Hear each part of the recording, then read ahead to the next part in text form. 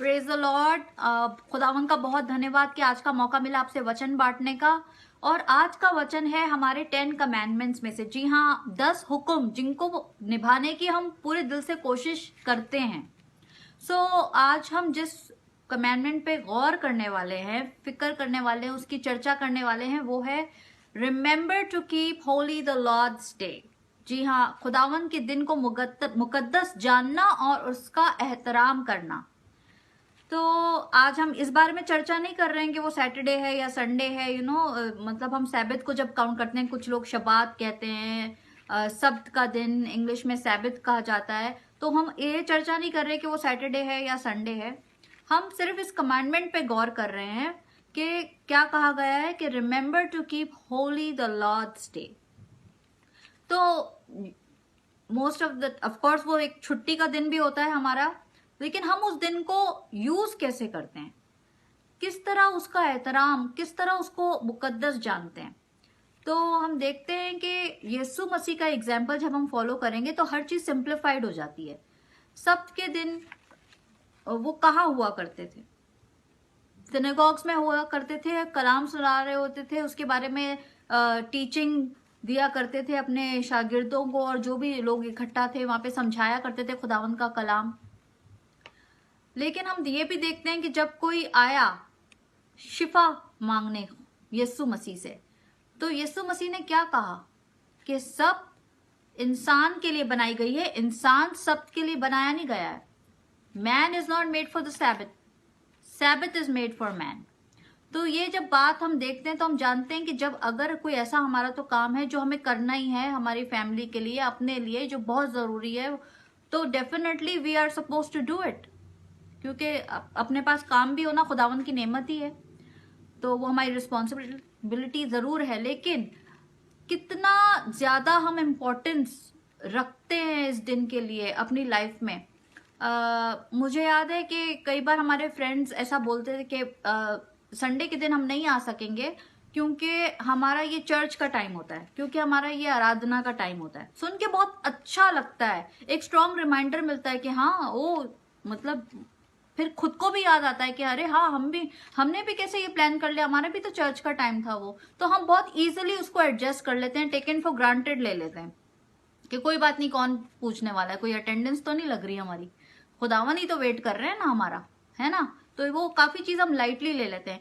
मैं जब बाइबल में और भी जगह पढ़ रही थी, सब के दिन की ब्लेसिंग्स की बात हो रही थी, तो जब मैं देख रही थी तो आइज़ाया 57:13-14 इतनी सारी ब्लेसिंग्स उसमें लिखी हैं कि जब तू एहतराम करेगा मेरे दिन का तो मैं तेरी जिंदगी के दिन दराज करूंगा। मैं और जो भी जेकब के घराने की ब्लेसिंग्स है वो सब हमारी ब्लेसिंग्स हैं।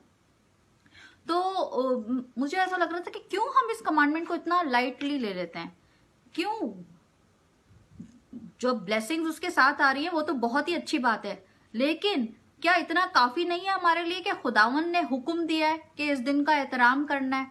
और एक फैमिली हमारे बहुत नजदीकी है जो हम जानते हैं कि सब्त के दिन या फिर संडे को जब हम चर्च जाते हैं उसको चर्च के टाइम को डेडिकेटेड रखते हैं, और उसके बाद घर आते हैं, मिलना मिलाना होता है रिश्तेदारों से, पड़ोसियों से, आपकी जो चर्च गैदरिंग है, मिलना, उनका सुख दुख बांटना, खुदावन की बातें करना, अपने मिरेकल्स बताना, गवाहियां बताना, दूसरे का स्पिरिट लिफ्ट करना, ताकि खुदावन के नाम को ग्लोरी मिले।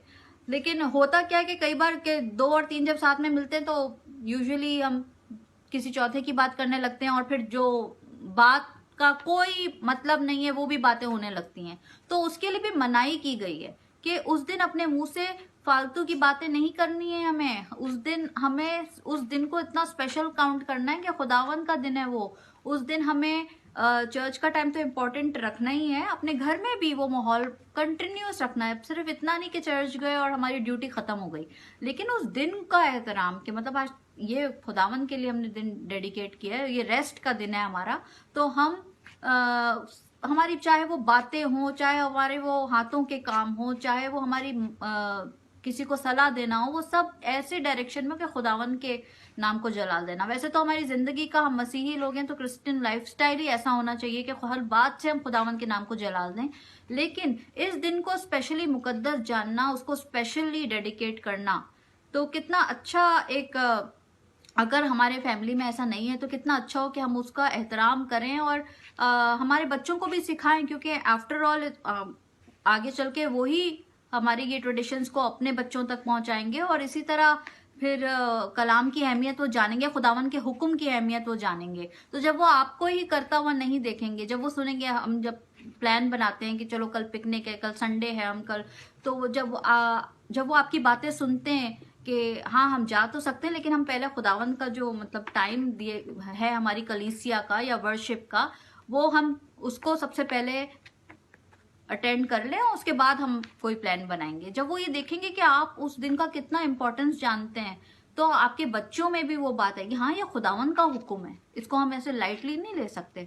और उसके बाद फिर जब वो भी ये ट्रेडिशन अपने बच्चों को, और इसी तरह हम अपने घराने को चट्टान पे खड़ा करेंगे ना, इसी तरह तो हम और तो मैं कुछ बाहर की बात नहीं कह रही हूँ, मैं तो यीशु मसीह के जो सिखाया है हमें वही बता रही हूँ।